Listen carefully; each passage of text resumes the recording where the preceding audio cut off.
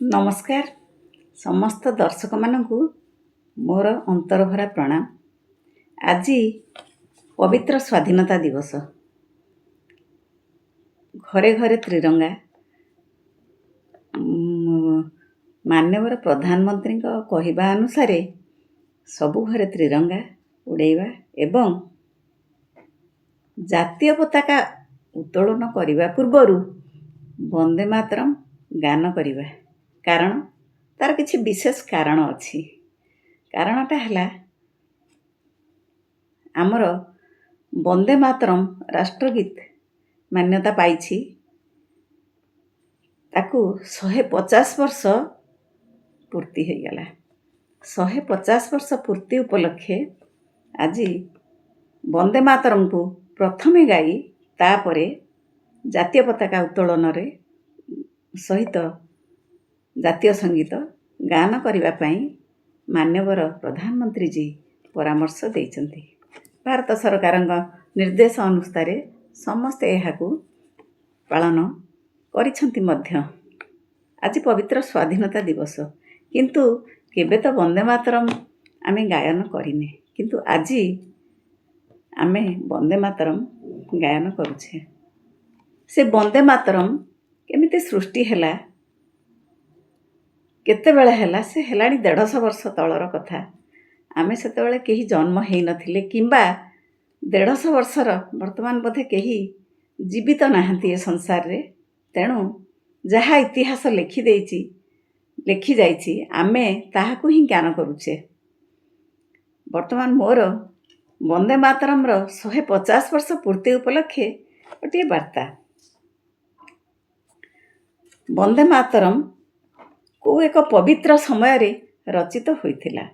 एही गीत केवल गीत बा संगीत रे सीमित न रही भारतीयंक पई पालटी थिला मंत्र। आउ एही ओजस्वी संगीतर 150तम पूर्ति पालन एहाको आहुरी एक मर्यादाजनक स्थिति रे पहुंचाई सारिछि। ताहारी माध्यम रे देश प्रेमर पुनः जागरण होइछि। एहार शब्दावली अधिक अर्थपूर्ण और मूल्यवान होइछि। न शुणिला लोक शुणुछंती, न गाइला लोक गुणुगुणौचंती। तेबे आमर ए राष्ट्रगीतर 150तम पालन अवसर रे किछि भेटी उपस्थापना करने को जाउछि मु गीतांजलि स्वाई। बहु घात प्रतिघात को सह्य करी जो महापुरुष माने आमको वंदे मातरम भेटी देइछंती सेमाने नमस्य। वंदे मातरम केवल एक गीत बोली कहीदेले हेब नहीं। यह हेउछि भारत माता प्रति कोटि कोटि भारतीयंक प्रेम भक्ति और समर्पणर एक शाश्वत अभिव्यक्ति। यही गीत स्वाधीनता संग्रामी मानक आवेगपूर्ण वैप्लविक चिंताधारा और सेमानंक पई शक्ति और साहसर उच्च पालटी जाइथिला। एहा थिला आम मुक्ति संग्रामर रणहुंकार। 1905 मसीह बंगभंग आंदोलन समय यह देशर प्रति कोण प्रतिध्वनित होइथिला। भगत सिंह परी विप्लवी माने एहाकू गाई हसी हसी फांसी खुंटरे तांकर आत्मसमर्पण करिथिले। केवल यह कौन सी स्वतंत्र जाति बा धर्म पाई लेखा न जाई नथिला, बरं समग्र भारतीय मानकू एकता सूत्र रे बांधिबार सामर्थ्य एहार थिला। भारतीय जातीय प्रतीकर एक माइल खुंट पालटिछि। एहा 1875 नवेम्बर 7 रे बंकिम चंद्रक द्वारा रचित गीतटी बंगदर्शन पत्रिका रे प्रकाशित होइथिला। 1882 रे आनंद मठ उपन्यासर द्वितीय अध्याय रे स्थानित होइथिला। 1896 रे भारतीय जातीय कांग्रेस कलिकता अधिवेशन रे रवींद्रनाथ टागोर एहाकू स्वर देई गान करथिले। 1905 रे बंग विभाजन विरोधी आंदोलन समय रे एहार राजनैतिक गुरुत्व वृद्धि पाइथिला। 1905 मसीहा अगस्ट 7 रे ପ୍ରତ୍ୟେକ ବିଦ୍ୟାଳୟରେ ଛାତ୍ରଛାତ୍ରୀଙ୍କ ମୁଖରେ ଏହି ଧ୍ୱନି ଗୁଞ୍ଜରିତ ହୋଇଥିଲା। ପରେ ଏହା ଦେଶବ୍ୟାପୀ ଜାତୀୟତାବାଦୀ ଆନ୍ଦୋଳନ ପାଇଁ ଏକତା ସୂତ୍ର ପାଲଟିଥିଲା ଓ ସଂଗ୍ରାମୀମାନଙ୍କର ମୁଖ୍ୟ ନାରା ଥିଲା।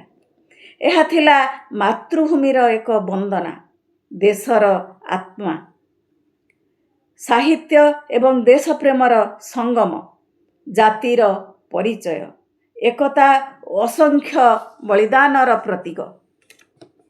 ଆନନ୍ଦମଠ ଉପନ୍ୟାସଟି ସନ୍ତାନ ନାମକ ଏକ ସନ୍ନ୍ୟାସୀ ଦଳ ଉପରେ ଆଧାରିତ, ଯେଉଁମାନେ ମାତୃଭୂମି ପାଇଁ ନିଜ ଜୀବନ ଉତ୍ସର୍ଗ କରିଛନ୍ତି, ଭାରତକୁ ଏକ ଦେବୀ ଶକ୍ତି ଭାବରେ ପୂଜା କରୁଥିଲେ।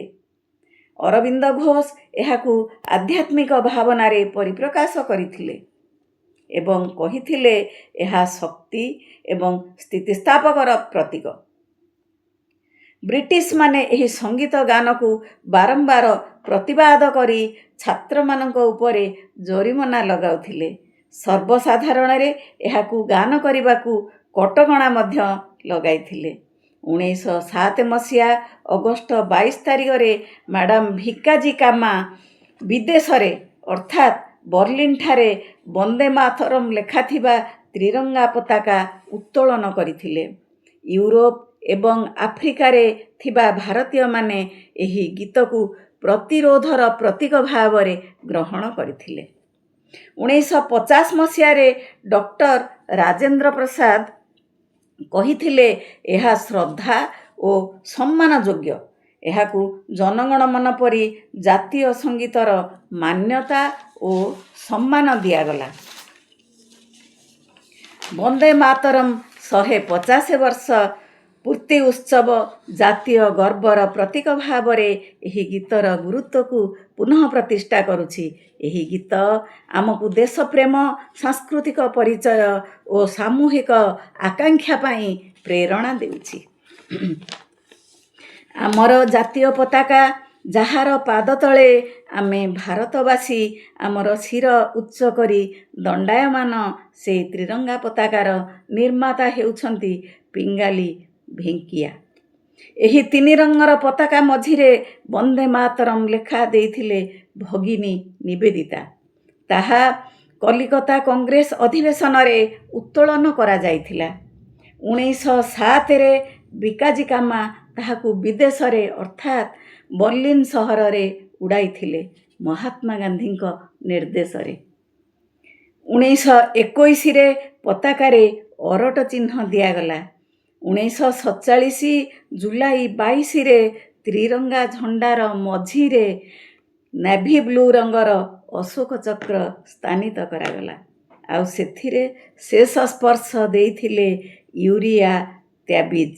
ଯେଉଁ ସଂଗ୍ରାମୀମାନଙ୍କ ପ୍ରଚେଷ୍ଟାରେ ଆମେ ତ୍ରିରଙ୍ଗା ଝଣ୍ଡା ତଳେ ଆଜି ସ୍ୱାଧୀନ ଭାବରେ ଛିଡ଼ା ହୋଇଛେ, ସେମାନେ ନମସ୍ୟ।